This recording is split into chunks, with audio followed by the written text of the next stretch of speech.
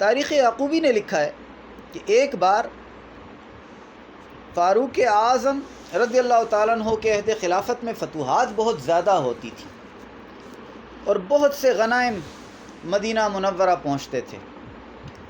غنائم سے مراد مال غنیمت، جو دشمنوں کافروں کے ساتھ جنگ کر کے جو مال حاصل ہوتا تھا وہ غنائم۔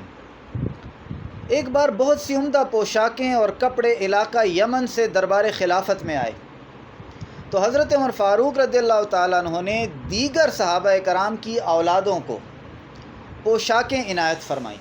وہ جو پوشاکیں آئی تھیں، وہ جو کپڑے آئے تھے، وہ جو حلے آئے تھے، وہ اور صحابہ کرام کی اولادوں کو بانٹے،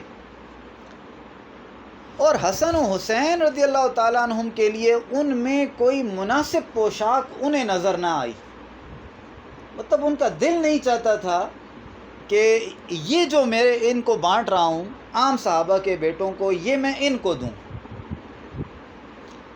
اس پر جناب عمر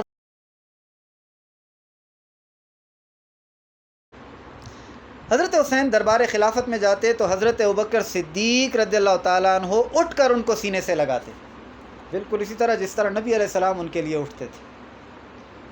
حضرت ابوبکر صدیق بھی ہمیشہ اسی طرح اٹھ کر ان کو سینے سے لگاتے، پیشانی پر بوسہ دیتے۔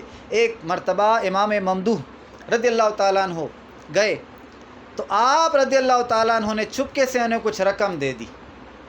جاتے جاتے ذہن میں بچے رکھیں، اچھا ذہن میں وہ عمر یاد رکھیں، اور کہا یہ اپنی والدہ ماجدہ کے پاس لے جاؤ اور اس سے اپنی ضرورتیں پوری کرو۔